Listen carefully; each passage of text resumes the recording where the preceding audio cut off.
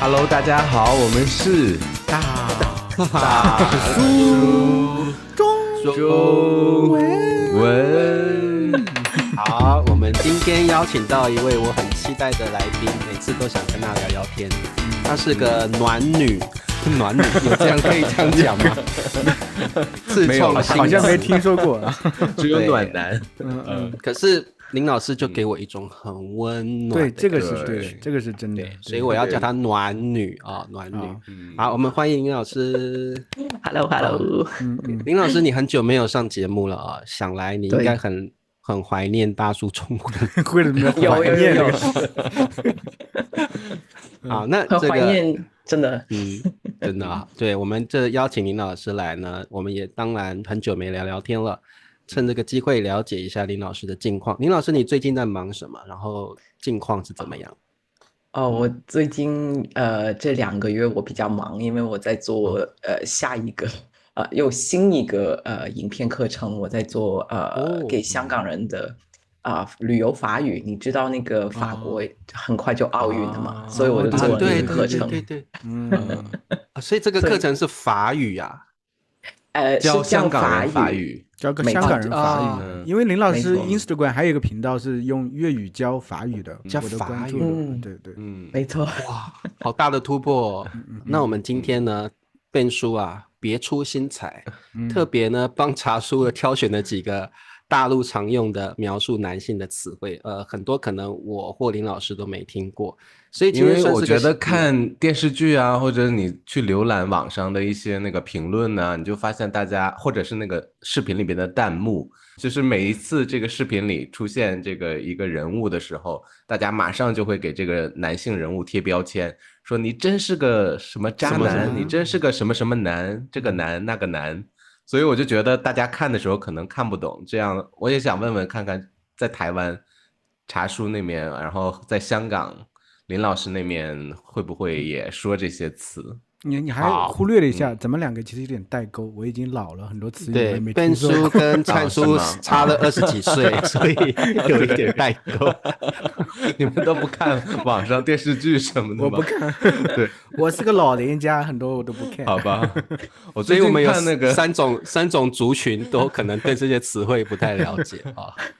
那就第一个吧，因为最近我在追那个电视剧叫《玫瑰的故事》，然后所有的人，大家就是里边有一个男主角，然后他们就说啊，他真是个凤凰男，凤凰男，黄男，好，对林老师听过凤凰男这个词汇吗？先不要讲，如果你知道的话，有听过，对林老师会刷小红书，我觉得他可能很多知道。对，会看过，对。灿叔听过吗？我听过，但具体让我给他解释，我解释不出来，说实话，因为我有点模糊的概念，不是很清楚。台湾是没有用这个词汇。你讲凤凰男，我可能会觉得是打扮的很艳丽的男人，很美的那种，还带一个指甲那种的。但是我们不是有一个俗语吗？麻雀变凤凰。所以是用这个典故，就是麻雀变凤凰。那这个凤凰男什么意思呢？就是说他来自一个很小的地方，可能是一个农村，但是他就是很努力，然后高考的时候考上了重点的大学，然后到了大城市之后摇身一变，然后就是就是可能去了特别世界500强的公司，然后找到特别好的工作，但是他骨子里是很自卑的。这个凤凰男是一个贬义，因为他总是想到自己来自一个那么小的地方。不过我想凤凰男就变出这样讲，就是因为他是成功了，但是因为他从小的环境不好，所以导致他人格上的偏差，所以他是个成功的人，但是他会因为以前这个比较贫苦的环境，所以造成他比较争强斗胜的心理。所以我今天也才知道，凤凰男原来是个贬义词，它不是个褒义词。所以变叔，如果我说他是个凤凰男，其实我不是在赞美他，我是在贬低他，批评他。我真的发现，就是好多这些词语，大陆这些流传开来这些词语，关于男性的这个标签化的这些词语，大部分都是从女性的角度出发的，不管这个凤凰男、宅男、妈宝男，等等，都是从一个女性的角度出发，会觉得这些男人为什么是这个样子。可能，但我觉得也很普遍的，确实是普遍的。因为很多都是通过农村人都是通过高考改变命运的。对对对，是这个我没有在否认这个事实，我只是觉得可能是不是因为像我之前和茶叔说过，我们之前聊过，就是话语权的问题。现在女性的话语权越来越强了，对，所以有更多的机会去表达这些不满了。以前可能大家没有那么多机会去表达这么多不满。但我觉得林老师可能是相对是一个比较客观理性的人，不大那么会用这些标签去定义一个男人了。我觉得，对，我觉得是不是因为那个相亲那个关系，所以大家都把那些男女就好像一个放在货架上，然后评论，对，这种感觉。对。最近我看大家聊很多的也是那个妈宝男好像好多电视剧都会设置一个妈宝男在里边，这个婆媳关系，对吧？对。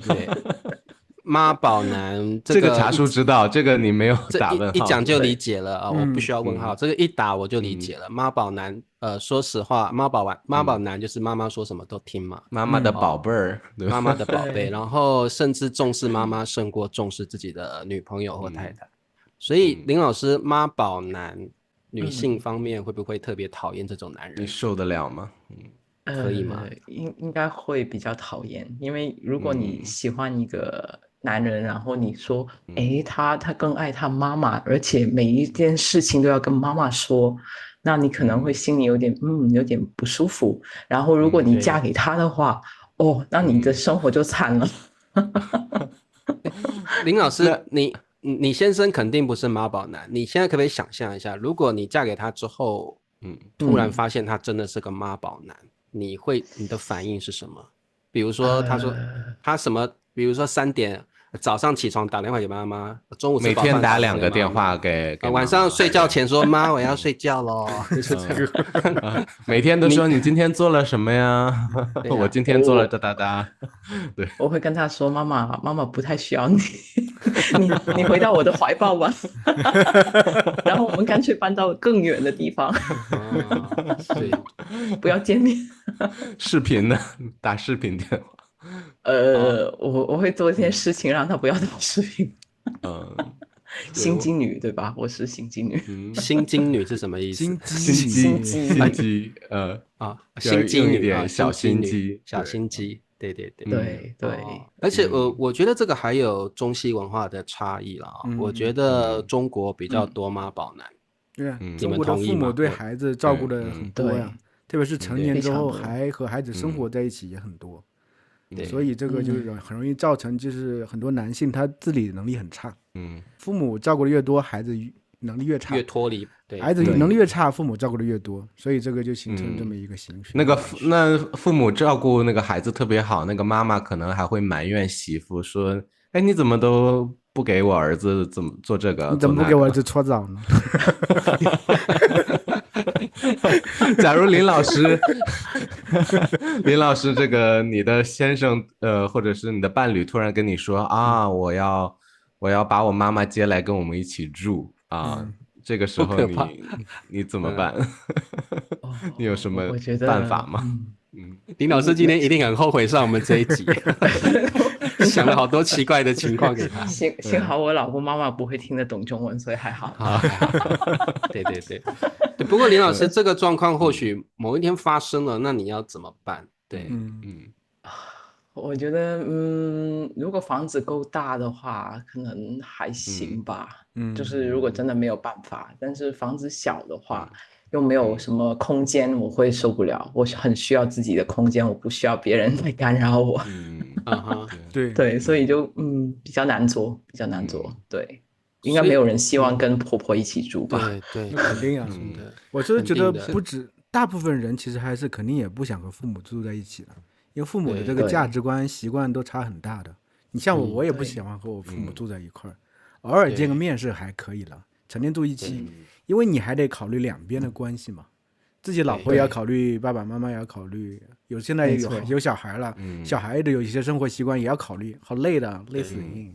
对，对，所以这个夹在中间，真的，所以真的自古以来，婆媳问题也是中国一个很重大的议题嘛，常常有电视剧也在演这个。那先生的角色就很重要所以电视剧里的最重要的桥段都是看先生的反应是怎么样，先生是偏妈妈那边呢，还是偏老婆那边，就会成为这个戏的主要的动向。对，所以妈宝男，我觉得中国很多妈宝男是真的，那因为中国亲子的关系比较紧密一点，所以然后现在可能也因为经济的关系，很多人都被迫必须跟父母住在一起所以妈宝男相对就变得比较多，可能而且我觉得外国人可能没有办法理解为什么中国有这么多妈宝男对，是的，所以这个欧美文化的不同就是这样。好，下面我们要进入刺激和敏感的环节。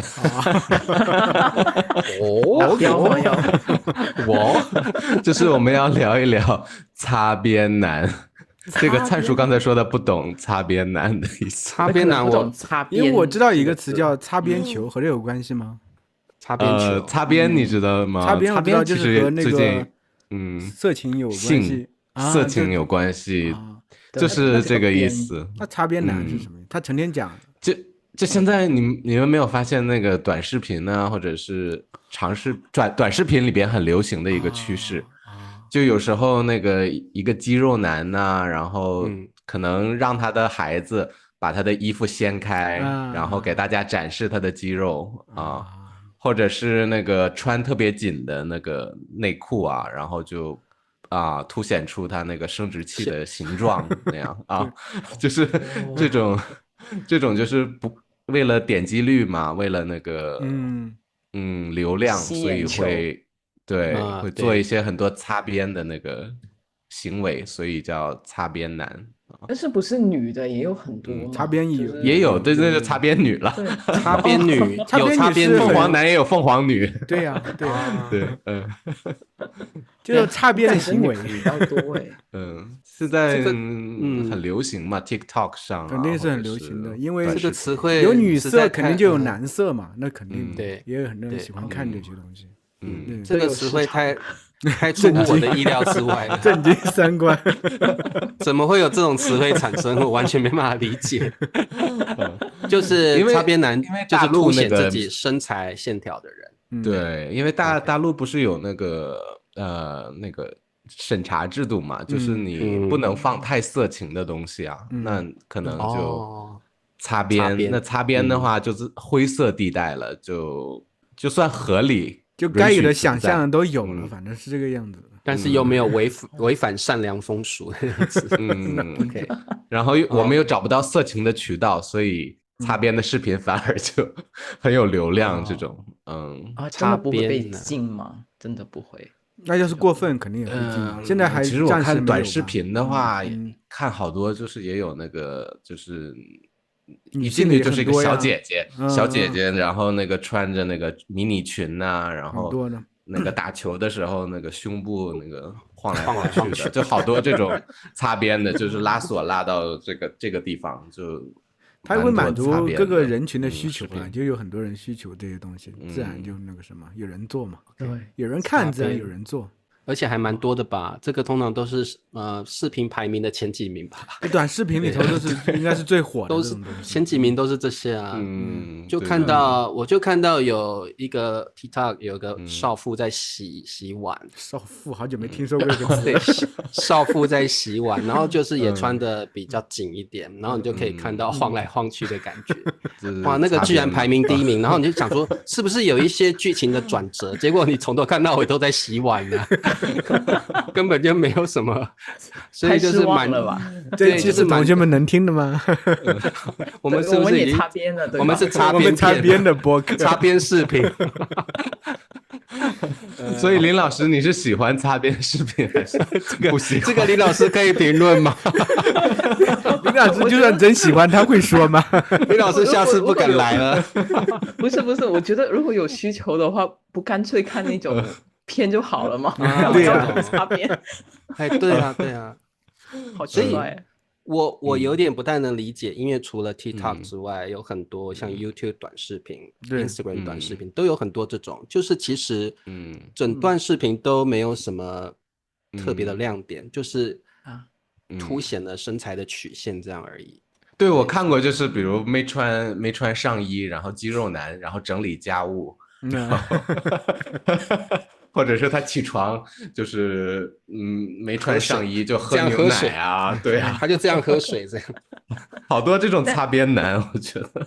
我有看过我觉得可能做饭的，也有这种做饭，就是男人做饭，然后特别的性感的那个手啊那种这种的，我看过，还在 Instagram， 对对，可能只穿着围裙，然后做侧面让你看那个肌肉，然后是这样切菜，这样切菜。可是我觉得就是流量非常的大，就会觉得说像这种擦边男、擦边女，或者是擦边视频，哇，真的很多人看。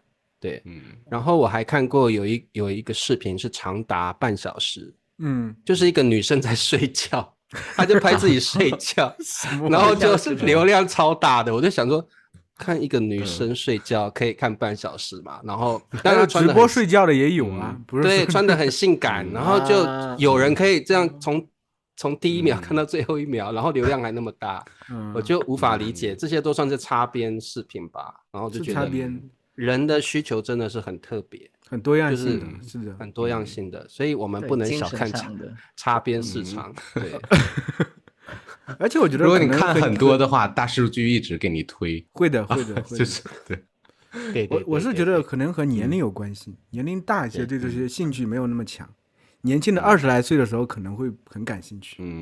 对，因为荷尔蒙比较强嘛。对，所以这个像我就会看很久。因为我还年轻，嘛。对，好的，那这个我们不适合再问林老师他的看法了。对，我说了已经。那我们理性一点啊，切到一个理性一点的男啊，下一个叫理科男啊，理科男，理科男，理科男是直男有点像是有一点点像，对。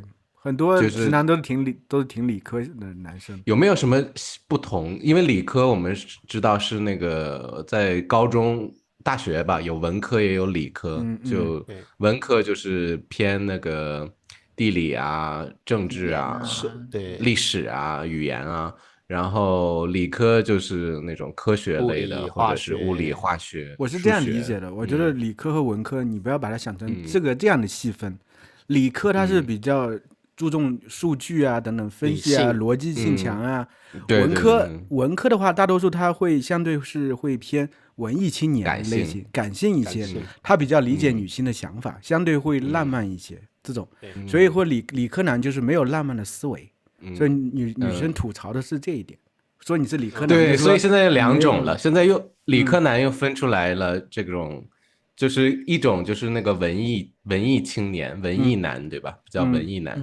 另一种叫经济实用男，现在也说很经济实用男，感觉理科男比较那个经济实用男，然后文科男是比较文艺青年文艺男。林老师你是喜欢哪种？喜欢浪漫的，给你浪漫惊喜的这种文艺男，还是说懂得持家，懂得这个做家务啊？你俩是擦玻璃吗？这样过生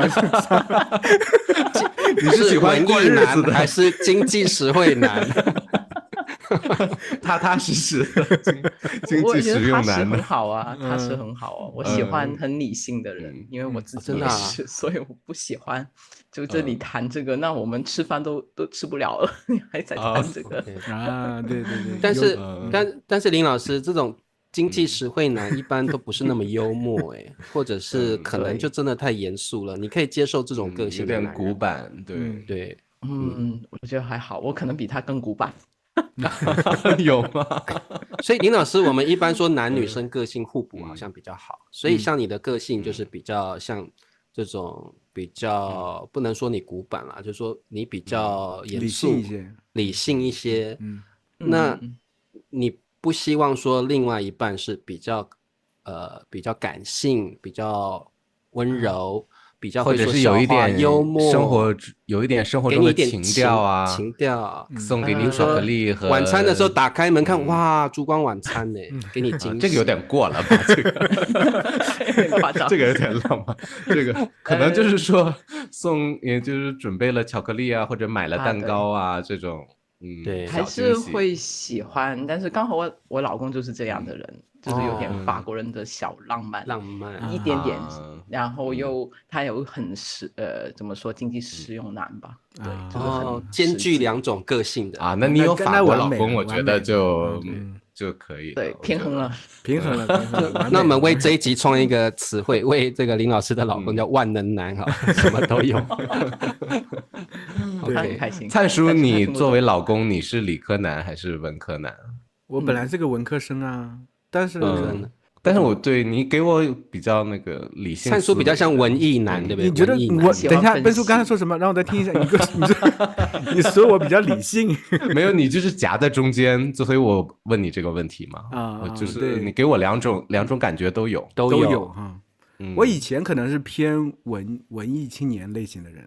就是更不切实际、更理想主义的。你会写情书给灿嫂吗？我会写啊，以前的那个什么时候，每年那个纪念日的时候还会写，之前写过一大段英文的，甚至发到朋友圈的，就是会做这种事情。但是呢，也不是所有时候都会做这种事情。现在肯定不会了嘛。但是现在其实还好，感情我觉得还好，平常。过个节呀，什么都记得会买东西。我觉得我们俩感情主要是沟通比较好，什么话都能说啊，这个比较好。但我现在可能做了大叔之后，和你两个做事情之后，我发现自己慢慢的变得更理性了，理性的部分更多一点。因为我会影响吗？会受影响。不是，我是觉得最主要是开始做事情了。以前很多时候会飘的比较多。现在我们做大叔的话，会做很多项目嘛，我就慢慢就会更落地一些，拉回来，拉到地上。对的，会做的所以说可能两者都有，现在甚至更偏向理性多一点点。同意，真的。对，以前写情书就是用那个文艺气息写，现在就是用 ChatGPT 写情书。对，以前很年轻也是，对吧？对，年轻的，茶叔肯定也是这样，以前。对，我认同。我觉得这个男人了啊，男人年轻的时候。总是比较浪漫一点，然后想法也比较说难听好高骛远、虚无缥缈一些。对。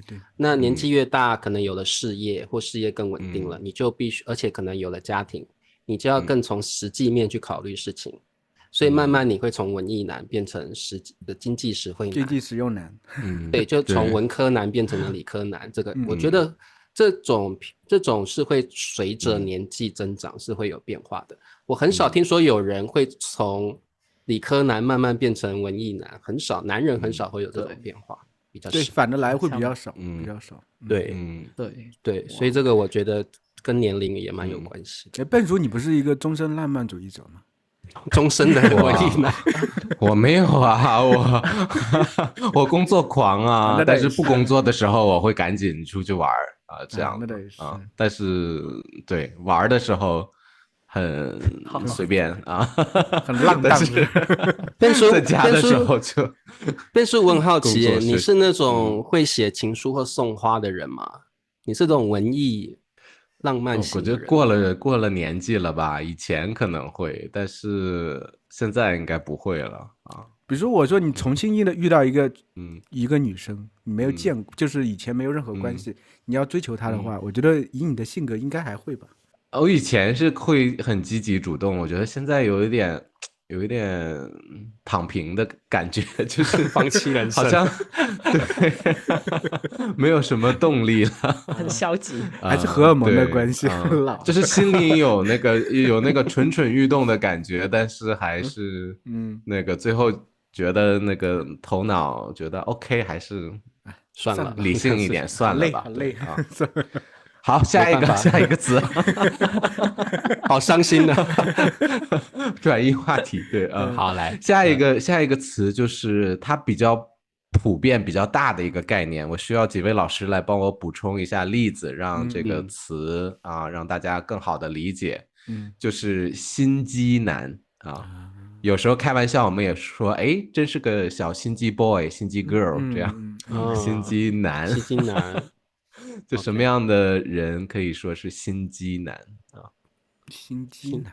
我先说一个小心机啊，比如小心机的话，就是没有那么严重的，比如说明星有时候在自己的那个鞋里边放那个增高垫所以他们拍照的时候就让别人看到他好像蛮高的样子，这个就是他有一点心机在里边。那这能叫心机男吗？这个叫小心机，小心机，小心机。但这个你可以说心机 boy， 就是可爱的一个心机 boy。那我也很可爱，我也心机 boy。所以我要让你们在鞋子里也会垫东西吗？不是，我剪视频的时候会把这个皮肤弄白一点点。啊，对啊，不是一样吗？我比较帅，我也美颜啊。然后都把嘉宾弄得很丑，真的是心机。心机补光。对，茶叔刚才说这个心机的话，是为了自己利益，会把别人做不好的这种状态嘛，对不对？对，大部分是这种。这个就是这个，我觉得，对你比如说上节目的时候啊，你故意把另外一个明星支开，就让自己上节目啊，这个可能就展现一些心机，对自己有利。然后抢那个 C 位，对吧？抢最中间的那个位置，伤害到别人了。这个我觉得比较像心机男或心机女。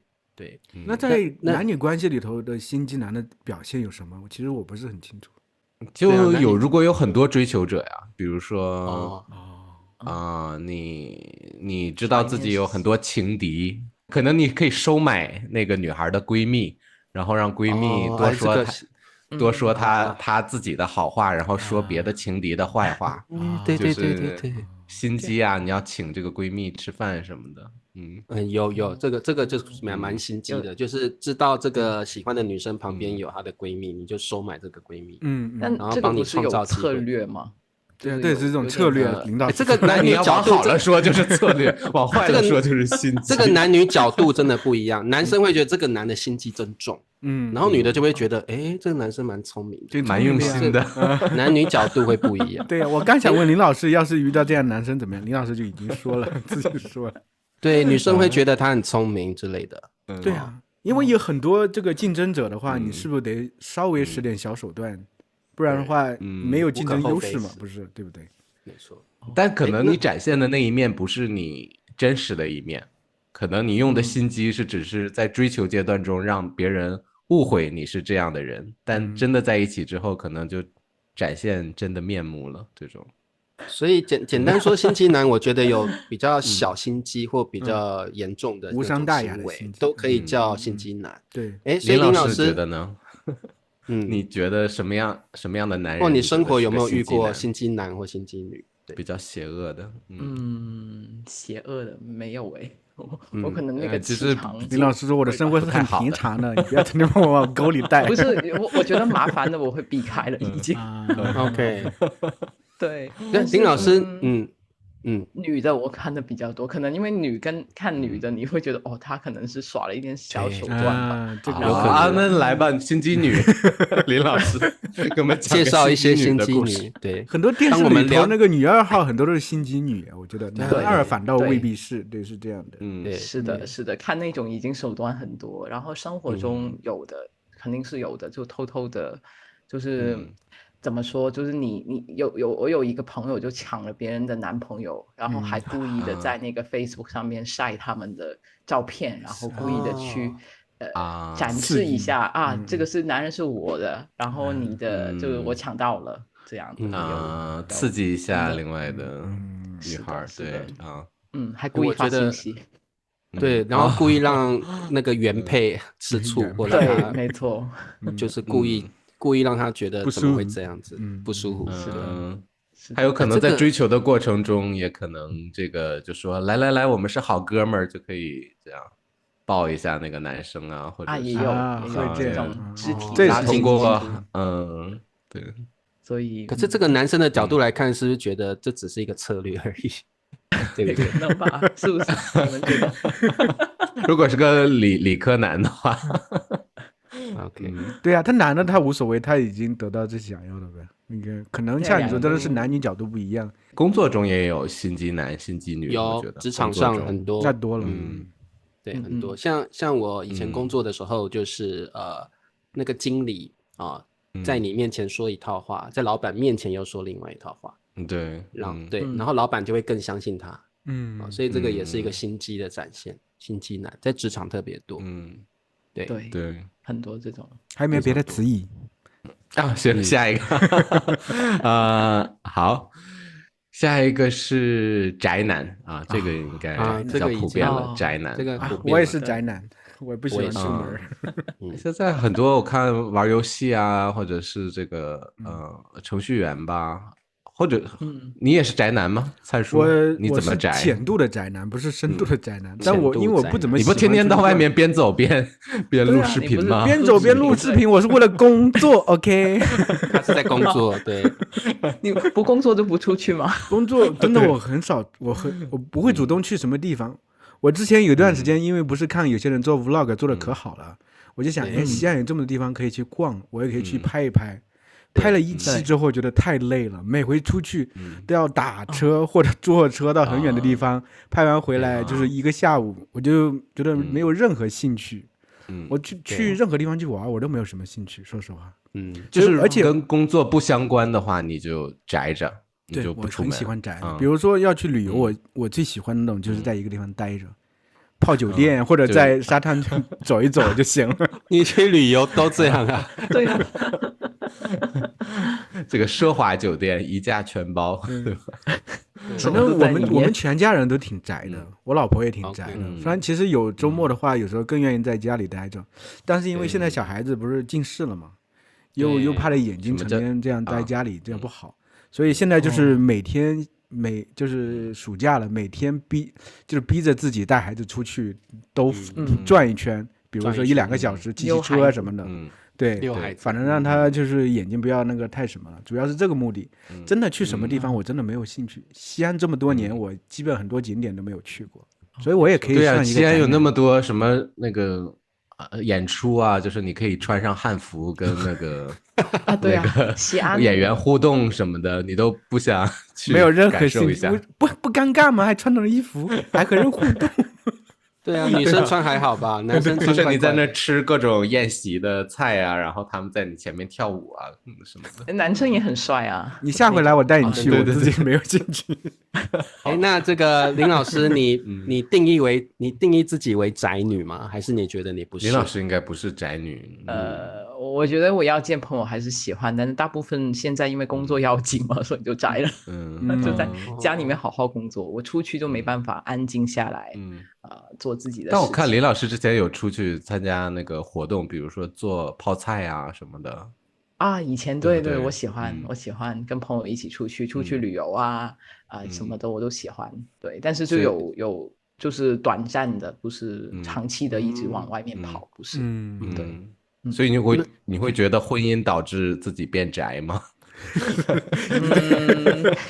这什么问题？也有受到他的影响了。他就是做电脑的，然后就喜欢玩游戏嘛。然后他在家，我也在家。但是我要出去的话，他也不会说不可以啊，我就自己出去见朋友啊，也可以啊。所以林老师，你的老公是个宅男啊？是，真的啊？我觉得会受到一起生活的人的影响，有时候我室友很宅，就导致我也很宅啊。也有的，会。那茶叔嘞，我们3个，笨叔应该不算一个特别宅的人。对还好，我觉得茶叔嘞宅男吧。我是茶叔不能宅男，他很多那个活动啊，那个志愿者活动啊。我是重度宅男。对，因为真的吗？对。为什么？我告诉你，除了志愿者的活动之外，我几乎很少出门。还有为了去买为了买食物我会出门之外，我基本上是啊，上一次也见面了，在台湾啊。对，那就是因为比如说见老师见学生我才会出门，不然基本上我都在家待着。所以其实在我那个信息里面，很多志愿者的朋友都找我出去。几乎每个礼拜都有说我们去旅行好不好，去哪里玩，我都说不要，很忙。所以基本上除了非去不可的聚会，然后一定要吃的食物或必须要买的要用的东西之外，我是绝对不出门。只有可能我眼睛真的酸很痛不行了，我才去公园走一走。对，所以我是个重度宅男，我几乎不旅行。我已经想不起来我上次旅行是什么时候了。对，然后我现在海德堡那一次那个照片那个是10几年前的事情，那是公司的去旅游吧？那是公司，我是被逼的，公司员工旅游，我被逼要去，不然我也不会去。对，所以我是个重度，我可以讲我是重度仔。我们大叔说还要做旅游这什么 vlog 呢？有2个都不喜欢旅游。不是，灿叔，我跟你讲，为什么？因为这是我希望自己能改变的一个方法。如果大叔以后红了、火了，可以做旅游 vlog，不要那么宅了啊！我就改变我重度宅男的生活方式。对，我也可以改变。其实我内心的那个内心的自己在那边呐喊说：“不要再宅了，你应该要出去走走。你都几岁了，还不出去走一走？”我们3个见面，所以就是我得把你们2个往酒店外面拉，是吗？是走，出门了。然后我们还在那边玩游戏，一直被拉出去这样。你们都没见过面呢，对吧？对呀，还没。对啊，我都见过2个了。你都对吧？你快来西安，我请你吃东西。对，我要去西安，集邮集3位，因为我们都很宅嘛，送大叔优惠券一个，必须林老师不宅才能见到3个宅男。那所以我们今年应该下半年可能会找一个哪个国家去，给自己一个很大的一个那个 bucket list。不是今年就是明年哦，我们应该我们大叔在第3国哦，然后见个面这样子，应该见在亚洲吧，应该是东南亚哪个国家方便点？对，就明年5月吧。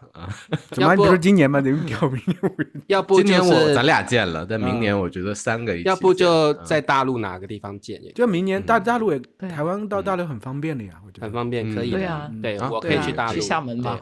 对啊，对面，只要茶叔不宅就可以见到了。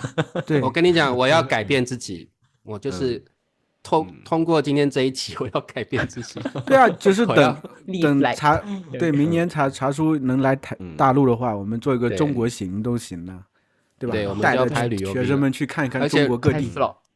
而且如果成功的话，我们就要从重度宅男直接升级成凤凰男，还是变擦边男？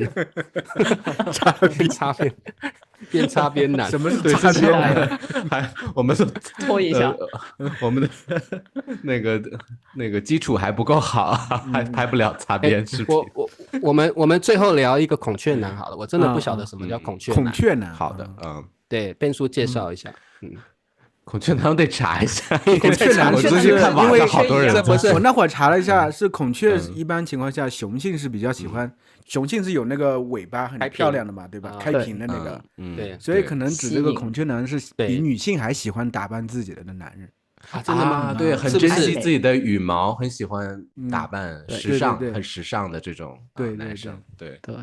哦，但是并不是指同性恋那种的，而是就是很会打扮自己的男人，包括吧，都包括，包括男性只要包括但不限于打扮，对，但是可能有点自恋吧，也会有。孔雀男我不知道是褒义还是贬义啊，我也不知道。就是打扮的比较华丽的，然后很会用化妆品的，可能会穿个耳环，然后涂指甲油，那个应该我会想到那个 K-pop 那种韩国艺人的那种，可能孔雀男的感觉多一点，打扮的很时尚，然后很潮流的那一种，叫孔雀，应该不是 drag queen 那种吧？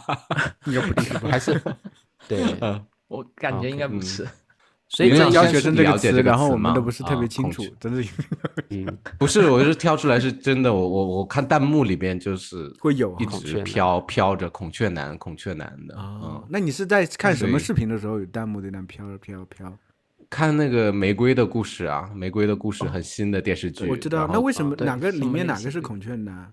因为我也看过一点点，陪我老婆看过一点点。好像是说那个最后那个飞行员吧，那个飞行员不很那个很帅是吗？很帅，然后头发很长，然后很高啊，很会打扮，小鲜肉那种。是不是小鲜肉就算孔雀男？应该是褒义词。那这是褒义词啦，对呀。但我觉得都可以吧，看怎么用吧。可能林老师，你对孔雀男有什么想法？对，你对小鲜肉的想法？像那个 K-pop 那种，现在很受那个少女欢迎的那种 K-pop 明星，他们可能都算是孔雀男吧。我觉得他们喜欢这样打扮就好了，他们自己喜欢就好，反正不是我的菜。你个人是不受这种孔雀男的吸引？不太喜欢。不喜欢。那你觉得如果就是有一点娘的男生，或者是有一点母的男生啊，你会什么？我是你的形容词好多。欧美那边的欧美标准的那边我不太喜欢。还是传统的那个亚洲人的那个亚洲人也变了，我觉得就是对，我觉得那个标准变了，审美变了，我不太喜欢现在流行的那种，我喜欢以前的年代的那种的标准。男性气息你会比较男子气概足一点的那种。对，没错。对，这个我也比较认同啊，因为我觉得男生就是男生的样子嘛，就是有男子气概一点，然后man 一点，然后有一些传统的责任跟角色，我个人会这样觉得。女生就是温柔，然后就是也很聪明，然后很顾家什么什么的那种，我可能就会比较是传统价值那种。但有些人天生的嘛，就可能想改也改不了，就是这样的那个表现的方式。对，是的，是的，我觉得他们有市场啊。对，有市场。对，现在真的这个世界变得说包容性更大了，所以我觉得怎么样的男人或女人，大家都乐于表现自己的风格，所以不管你的风格是什么，都会有市场，也都会有人喜欢。只要那是你自己，我觉得都很好。对，连三个这么丑的大叔都有人喜欢。对，你一定要把我们两个拖下水。对啊，你把我们两个，你自己丑就算了，还把我们两个拖下水。我可是有家室的人，我不怕。那这个我们今天聊了很多男性的算标签了啊。那当然我们也不是要给男性贴上标签，而是这是时下流行的一些流行语啊，所以很多连我还是有教学目的的啊，对，让大家学一些网络词。对，所以有些连我们都不太清楚啊，所以那这个我们今天介绍之后，其实大家多学习一些流行用语是很好的。然后呢，对男生女生的个性呢，我觉得也都不一样，我觉得很好。这个世界会这么多彩多姿，都因为有各种各样的人存在啊，所以我们也希望大家能够乐于的表现自己，展现自己，然后让这个世界更美好啊。那当然我们今天也要谢谢林老师来参加我们的节目啊，其实今天很好玩哦，贡献了很多。林老师应该笑得像那个招财猫一样，对。你怎么可以说经济实用男？还有我们今天创造很多这个术语啊，擦玻璃啦，擦玻璃，对，擦玻璃。最后我们大家一起擦玻璃，和大家再见吧。擦一下，大家一起擦玻璃。那谢谢大家的收听，我们下次再见喽，拜拜，再见喽，拜拜，拜拜。